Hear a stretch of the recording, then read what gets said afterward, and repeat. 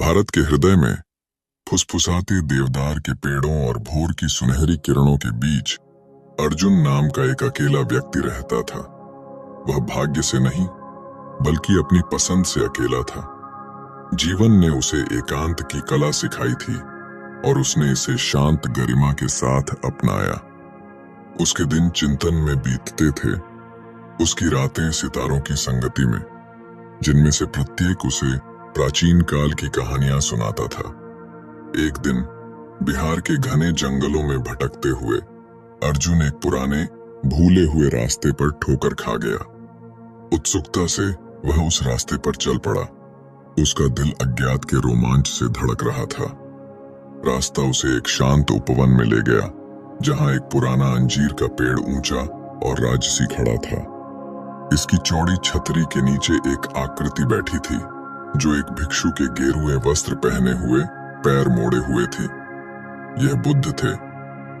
बुद्ध की उपस्थिति शांति की किरण थी। अर्जुन हालांकि शुरू में हिचकिचा रहा था, लेकिन उसने खुद को आज्ञा मानने के लिए मजबूर पाया। जैसे ही वह प्रबुद्ध व्यक्ति के सामने बैठा, एक गहन मौन ने उन्हें घेर लिया। बुद्ध ने बोलना शुरू किया। उनकी आवाज लोरी की तरह सुखदायक थी। एकांत में व्यक्ति स्वयं का सच्चा सार पाता है। दुनिया का शोर फीका पड़ जाता है और आंतरिक आवाज तेज हो जाती है। लेकिन एकांत एक दोधारी तलवार भी हो सकती है। यह ज्ञान की ओर ले जा सकता है, या यह किसी को निराशा की गहराई में डुबो सकता है। कुंजी संतुलन में निहित है। अर्जुन ने ध्यान से सुना। हर शब्द उसकी आत्मा में खुद को उकेर रहा था। उसने महसूस किया कि उसने एकांत को अपनाया था, लेकिन उसने इसे मानवीय संबंधों के दर्द से खुद को बचाने के लिए एक ढाल के रूप में भी इस्तेमाल किया था। अर्जुन ने बुद्ध की शिक्षाओं को आत्मसात करते हुए उपवन में रहने के कारण दिन हफ्तों में बदल गए। उसने 4 आर्य सत्य, अष्टांगिक मार्ग और जीवन की नश्वरता के बारे में सीखा। बुद्ध ने उसे ध्यान करना, भीतर देखना और अपने डर और इच्छाओं का सामना करना सिखाया। अर्जुन के ध्यान सत्र गहन थे। उसने अपने अतीत के भूतों, दिल टूटने, असफलताओं और पछतावे का सामना किया। हर याद एक सबक थी, हर दर्द उपचार की ओर एक कदम था। उसने माफ करना, जाने देना और अपने भीतर शांति पाना सीखा। जैसे जैसे मौसम बदलते गए, वैसे वैसे अर्जुन भी बदलते गए। वह एकांत की तलाश करने वाले व्यक्ति से संतुलन पाने वाले व्यक्ति में बदल गया। उसे अब संबंधों से डर नहीं लगता था, बल्कि वह उन्हें खुले दिल से गले लगाता था। उसने सीखा कि सच्चा एकांत अकेले होने के बारे में नहीं, बल्कि अपने भीतर संपूर्ण होने के बारे में है। एक शाम जब सूरज क्षितिज से नीचे डूब रहा था, अर्जुन को संतुष्टि की गहरी अनुभूति हुई। उसे अपना रास्ता, अपना उद्देश्य मिल गया था। उसने महसूस किया कि उसकी यात्रा सिर्फ अपने बारे में नहीं थी, बल्कि दूसरों के साथ अपने अनुभव साझा करने के बारे में थी। कृतज्ञ हृदय से अर्जुन ने बुद्ध को विदाई दी। वह एकांतवासी व्यक्ति की तरह नहीं, बल्कि प्रकाश की किरण की तरह अपने गांव वापस चला गया। उसने अपना ज्ञान, अपने अनुभव और अपनी नई नई मिली हुई बुद्धि को हर उस व्यक्ति के साथ साझा किया जो सुनने को तैयार था। लोग उसके शांत व्यवहार, उसके दयालु हृदय और उसकी प्रबुद्ध आत्मा की ओर आकर्षित हुए। अर्जुन का जीवन एकांत की शक्ति और बुद्ध की शिक्षाओं का प्रमाण बन गया। उन्होंने दूसरों को संतुलन खोजना, अपने भीतर के आत्म को गले लगाना और अपने दिलों में ज्ञान की तलाश करना सिखाया। साल बीतते गए और अर्जुन की विरासत बढ़ती गई। वह अब सिर्फ एकांत चुनने वाला व्यक्ति नहीं रह गया था। वह कई लोगों के लिए एक मार्गदर्शक, एक शिक्षक और एक मित्र था। उसकी कहानी दूर दूर तक फैली, जिसने अनगिनत आत्माओं को आत्म खोज की अपनी यात्रा शुरू करने के लिए प्रेरित किया। आखिर में अर्जुन को एहसास हुआ कि जीवन संबंधों से बचने के बारे में नहीं है, बल्कि सही लोगों को खोजने के बारे में है। यह खुद के प्रति सच्चे होने और दुनिया के साथ सद्भाव में रहने के बारे में है। और इस तरह एकांत की खामोश सिम्फनी बजती रही, दिलों को छूती रही और एक एक करके जीवन बदलती रही। अर्जुन का प्रभाव उसके गांव से आगे बढ़कर दूर दूर की जमीनों और विविध संस्कृतियों तक पहुंच गया। उनकी शिक्षाएं सरल लेकिन गहन थीं, जो बुद्ध की बुद्धिमत्ता के सार को प्रतिध्वनित करती थीं। जीवन के हर क्षेत्र से लोग मार्गदर्शन और सांत्वना की तलाश में उनके पास आते थे। अर्जुन ने उन सभी का स्वागत किया, कभी किसी को भी दूर नहीं किया। एक दिन माया नाम की एक युवती गांव में आई। वह अपने माता पिता की हाल ही में हुई मृत्यु से परेशान थी। माया ने अर्जुन की बुद्धिमत्ता के बारे में सुना था और उसे उम्मीद थी कि वह उसकी मौजूदगी में शांति पा सकेगी। उसने उसे नदी के किनारे एक विशाल बरगद के पेड़ के नीचे ध्यान करते हुए पाया। माया के पास आते ही अर्जुन ने अपनी आंखें खोली। वह उसकी आंखों में दर्द, उसके द्वारा उठाए गए बोझ को देख सकता था। मेरे साथ बैठो, उसने अपने बगल में जमीन थपथपाते हुए आमंत्रित किया। माया बैठ गई। उसके आंसू चुपचाप बह रहे थे। मैं इस दर्द से कैसे उभरूं? उसने पूछा। उसकी आवाज कांप रही थी। अर्जुन ने उसे करुणा से देखा। दर्द जीवन का एक हिस्सा है, जैसे कि खुशी। दोनों को स्वीकार करने से ही हम संतुलन पाते हैं। खुद को दुखी होने दें, लेकिन खुद को ठीक होने दें। समय के साथ आपको शांति मिलेगी।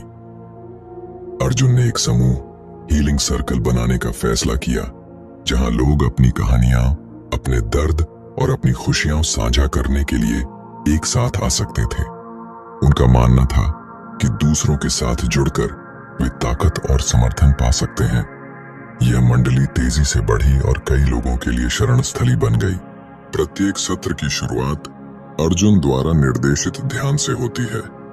उन्होंने उन्हें अपनी सांसों पर ध्यान केंद्रित करना, अपने मन को केंद्रित करना और अपने डर को दूर करना सिखाया। ध्यान के बाद उन्होंने अपने अनुभव साझा किए, जिससे मानवीय भावनाओं और लचीलेपन की एक ताना बाना तैयार हुआ। माया को हीलिंग सर्किल में सांत्वना मिली। उसने पाया कि उसका दर्द अनोखा नहीं था। दूसरों को भी इसी तरह के नुकसान का सामना करना पड़ा था। अपनी साझा कहानियों के माध्यम से उसे ठीक होने का साहस मिला। वह सर्किल का एक महत्वपूर्ण हिस्सा बन गई, जिसने नए लोगों को अपना समर्थन दिया, जैसा कि अर्जुन ने उसके लिए किया था। अपने समुदाय में हुए गहन परिवर्तनों से प्रेरित होकर अर्जुन ने बुद्ध की शिक्षाओं को और अधिक फैलाने के लिए तीर्थ यात्रा पर जाने का फैसला किया। उन्होंने पूरे भारत की यात्रा की, मठों, गांवों और शहरों का दौरा किया। वे जहां भी गए, उन्होंने संतुलन, करुणा और आत्म खोज का अपना संदेश साझा किया। हिमालय की तलहटी में अर्जुन की मुलाकात भिक्षुओं के एक समूह से हुई। वे उसकी यात्रा से प्रभावित हुए और उसे रहने के लिए आमंत्रित किया। वहां अपने समय के दौरान अर्जुन ने ध्यान और माइंडफुलनेस में नई तकनीकें सीखीं, जिससे उनकी समझ और अभ्यास समृद्ध हुआ। पेमा नामक एक साधु अर्जुन के बहुत करीब हो गया। पेमा युवा था, सीखने के लिए उत्सुक था और सवालों से भरा हुआ था। अर्जुन ने उसमें अपने युवा रूप का प्रतिबिंब देखा। उन्होंने दर्शन, आध्यात्मिकता और अस्तित्व की प्रकृति पर चर्चा करते हुए घंटों बिताए। जब अर्जुन अपनी यात्रा जारी रखता था, तो वह रेगिस्तान में एक छोटे से गांव में आता था। गांव भयंकर सूखे से पीड़ित था और लोग हताश थे। अर्जुन ने वहां रहने और मदद करने का फैसला किया। उसने गांव वालों को एक प्राचीन वृक्ष के नीचे इकट्ठा किया, जिसे बुद्धि वृक्ष के रूप में जाना जाता है। उसने उन्हें पानी बचाने, सूखा प्रतिरोधी फसलें उगाने और एक समुदाय के रूप में मिलकर काम करने की तकनीकें सिखाईं। लेकिन सबसे महत्वपूर्ण बात, उसने उन्हें अपने भीतर आशा खोजना सिखाया। धीरे धीरे गांव बदल गया। अर्जुन की शिक्षाओं से प्रेरित लोगों ने अपनी समस्याओं के लिए अभिनव समाधान खोजे। उन्होंने कुएं खोदे, जलाशय बनाए और पेड़ लगाए। एक बार बंजर साल बीत गए और अर्जुन की यात्रा उसे अपने गांव वापस ले आई। वह बड़ा हो गया था, समझदार हो गया था और संतुष्टि की गहरी भावना से भरा हुआ था। गांव भी बदल गया था। हीलिंग सर्किल और अर्जुन की शिक्षाओं की विरासत की बदौलत आशा और ज्ञान की किरण बन गया था। माया गांव में एक नेता बन गई थी। अर्जुन के काम को जारी रखते हुए उसने खुशी के आंसुओं के साथ उसका स्वागत किया, उसके लौटने के लिए आभारी थी। साथ में वे गांव में घूमते रहे, अतीत को याद करते रहे और भविष्य की योजना बनाते रहे। अर्जुन को एहसास हुआ कि उसकी यात्रा पूरी हो गई है। उसने अपना उद्देश्य पाया था, न केवल अकेलेपन में, बल्कि उसने जो संबंध बनाए थे और जिन लोगों को उसने छुआ था उनमें। अर्जुन ने अपने शेष वर्ष गांव में दूसरों को पढ़ाने, मार्गदर्शन करने और प्रेरित करने में बिताए। वह जानता था कि उसका समय सीमित है, लेकिन उसकी विरासत जीवित रहेगी। उसने कई लोगों के दिलों में ज्ञान के बीज बोए थे और वे बीज बढ़ते और फैलते रहेंगे। एक शांत सुबह, जैसे ही सूरज क्षितिज पर उग आया, अर्जुन ने अपनी अंतिम सांस ली। वह अपने प्रियजनों से घिरे हुए शांति से चला गया। गांव ने अपने प्रिय शिक्षक के नुकसान पर शोक व्यक्त किया, लेकिन उन्होंने उनके जीवन और उनके द्वारा किए गए गहन प्रभाव का भी जश्न मनाया। माया, जो अब एक बुद्धिमान और दयालु नेता है, ने अर्जुन के काम को जारी रखा। उसने सुनिश्चित किया कि उसकी शिक्षाएं भविष्य की पीढ़ियों तक पहुंचे, जिससे उसकी विरासत अनंत काल तक सुरक्षित रहे। साल दशकों में बदल गए और अर्जुन की कहानी एक किंवदंती बन गई। उनकी शिक्षाएं दूर दूर तक फैली, दुनिया भर में अनगिनत लोगों के जीवन को छू गईं। विभिन्न संस्कृतियों और पृष्ठभूमियों के लोगों ने उनके शब्दों में सांत्वना और ज्ञान पाया। एक दूर देश में कवि नाम के एक युवा लड़के ने अर्जुन के जीवन के बारे में एक किताब खोजी। उसकी कहानी से प्रेरित होकर कवि ने आत्म खोज की अपनी यात्रा शुरू की। वह उस गांव में गया जहां अर्जुन रहता था, उन लोगों से सीखने की कोशिश में जो उसे जानते थे। कवि ने गांव पाया जो अब ज्ञान और करुणा का एक समृद्ध समुदाय है। वह माया से मिला, जिसने उसका गर्मजोशी से स्वागत किया और अर्जुन की शिक्षाओं को उसके साथ साझा किया। कवि को एहसास हुआ कि उसका भी एक उद्देश्य था, संतुलन, करुणा और आत्म खोज का संदेश फैलाना। और इस तरह एकांत और जुड़ाव की खामोश सिम्फनी चलती रही। इसकी धुन नई आवाजों द्वारा आगे बढ़ाई गई, इसकी लय मानवता के दिलों में गूंजती रही। अर्जुन की विरासत जीवित रही, आंतरिक शांति की शक्ति और मानवीय संबंधों की सुंदरता का एक कालातीत प्रमाण। जैसे जैसे समय बीतता गया, गांव सीखने और ज्ञान के स्थान के रूप में जाना जाने लगा। दुनिया भर से लोग अर्जुन और बुद्ध की शिक्षाओं का अध्ययन करने आए और गांव साधकों और विद्वानों के एक जीवंत समुदाय के रूप में विकसित हुआ। माया, जो अब एक आदरणीय बुजुर्ग हैं, ने ग्रामीणों को ज्ञान और करुणा के साथ मार्गदर्शन करना जारी रखा। नए आगमन में से एक लीला नाम की एक युवती थी। अर्जुन की विरासत की कहानियों से आकर्षित होकर उसने जीवन और आध्यात्मिकता की अपनी समझ को गहरा करने की कोशिश की। लीला बुद्धिमान, जिज्ञासु, पीढ़ियों से चली आ रही शिक्षाओं और प्रथाओं को आत्मसात करना। लीला की ज्ञान की प्यास ने उसे न केवल गांव की आध्यात्मिक शिक्षाओं का पता लगाने के लिए प्रेरित किया, बल्कि समुदाय निर्माण और संधारणीय जीवन के व्यावहारिक पहलुओं को भी जानने के लिए प्रेरित किया।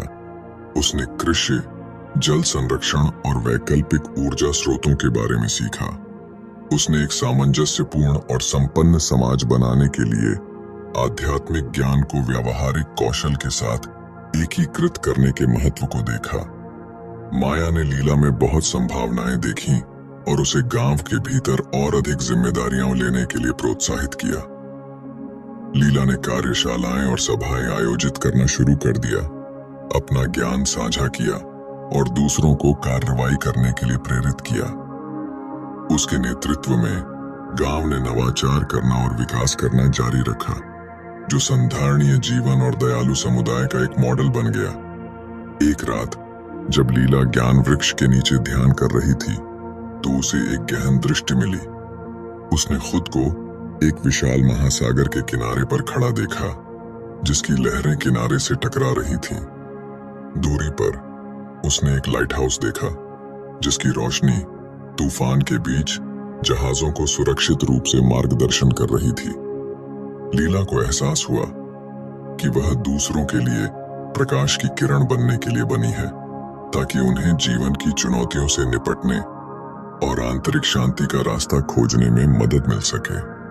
इस दृष्टि ने लीला को उद्देश्य की गहरी भावना दी। उसने अर्जुन और बुद्ध की शिक्षाओं को व्यापक दुनिया के साथ साझा करने के लिए एक यात्रा शुरू करने का फैसला किया। माया के आशीर्वाद और गांव के समर्थन से लीला ज्ञान और करुणा की मशाल को दूर दूर तक ले जाने के लिए एक नए साहसिक कार्य पर निकल पड़ी। लीला ने दूर दूर तक यात्रा की, शहरों और गांवों का दौरा किया, सभी पृष्ठभूमि और विश्वासों के लोगों से बात की। उसने संतुलन, करुणा और आत्म खोज की शिक्षाएं साझा की, और जहां भी वह गई उसने दूसरों को आत्मज्ञान के लिए, अपने स्वयं के मार्ग की तलाश करने के लिए प्रेरित किया। उसकी यात्रा चुनौतियों से रहित नहीं थी, लेकिन लीला ने अपने द्वारा सीखे गए ज्ञान से निर्देशित होकर साहस और लचीलेपन के साथ उनका सामना किया। एक हलचल भरे शहर में लीला की मुलाकात राज से हुई, जो आधुनिक जीवन के दबावों से जूझ रहा एक युवक था। राज पहले तो संशय में था, लेकिन लीला की शांत उपस्थिति और व्यावहारिक शब्दों ने उसके दिल को छू लिया। वह धीरे धीरे शांति और स्पष्टता पाने के लिए उसकी बातचीत और ध्यान में शामिल होने लगा। राज लीला के सबसे करीबी सहयोगियों में से एक बन गया, जिसने उसे कार्यक्रम आयोजित करने और अधिक लोगों तक पहुंचने में मदद की। लीला के प्रयासों से संतुलन, करुणा और आत्म खोज के सिद्धांतों के लिए समर्पित एक वैश्विक समुदाय का गठन हुआ। अलग अलग संस्कृतियों और पृष्ठभूमि के लोग व्यक्तिगत और सामूहिक विकास के लिए अपनी साझा प्रतिबद्धता के माध्यम से जुड़े। उन्होंने रिट्रीट, कार्यशालाएं और ऑनलाइन फोरम आयोजित किए, जिससे समर्थन और प्रेरणा का एक नेटवर्क बना। गांव में वापस आकर माया ने समुदाय का पोषण करना जारी रखा, नए साधकों का स्वागत किया और अर्जुन और बुद्ध की कालातीत शिक्षाओं को साझा किया। वह जानती थी कि उन्होंने जो बीज बोए थे वे अब दुनिया भर में खिल रहे थे, ज्ञान और करुणा का प्रकाश फैला रहे थे। साल बीत गए और लीला गांव लौट आई। अब वह खुद एक बुजुर्ग थी। उसका खुले हाथों से स्वागत किया गया। उसकी यात्रा पूरी हो गई थी। उसे यह देखकर बहुत खुशी हुई कि गांव कैसे फल फूल रहा था और कैसे शिक्षाएं दूर दूर तक फैल रही थीं। लीला ने अगली पीढ़ी के साधकों और नेताओं का मार्गदर्शन करते हुए एक संरक्षक की भूमिका निभाई। माया, जो अब अपने जीवन के अंतिम वर्षों में थी, गर्व और संतोष के साथ देखती रही कि लीला और अन्य लोग अर्जुन द्वारा शुरू किए गए काम को जारी रख रहे हैं। वह जानती थी कि सीखने, विकास और साझा करने का चक्र जारी रहेगा। प्रत्येक पीढ़ी अपनी खुद की बुद्धि और अनुभव को विरासत में जोड़ती रहेगी। विजडम ट्री के नीचे शांत क्षणों में लीला अक्सर उस यात्रा पर विचार करती थी जो उसे यहाँ तक ले आई थी। उसने महसूस किया कि अर्जुन की शिक्षाओं का असली सार यह समझ थी कि हम सभी एक दूसरे से जुड़े हुए हैं, कि हमारे जीवन अस्तित्व के एक विशाल ताने बाने में एक साथ बुने हुए हैं। एकांत और जुड़ाव की खामोश सिम्फनी बजती रही। प्रत्येक नोट हमारे भीतर और हमारे आसपास मौजूद संतुलन और सद्भाव का प्रतिबिंब था। लीला जानती थी कि उसकी यात्रा एक बड़े पूरे का सिर्फ एक हिस्सा थी, जीवन की शाश्वत सिम्फनी में एक एकल राग। कृतज्ञता से भरे दिल के साथ उसने अपने आसपास के लोगों का मार्गदर्शन, प्रेरणा और पोषण करना जारी रखा, यह जानते हुए कि ज्ञान और करुणा का प्रकाश उज्जवल रूप से चमकता रहेगा, भविष्य की पीढ़ियों के लिए मार्ग को रोशन करेगा।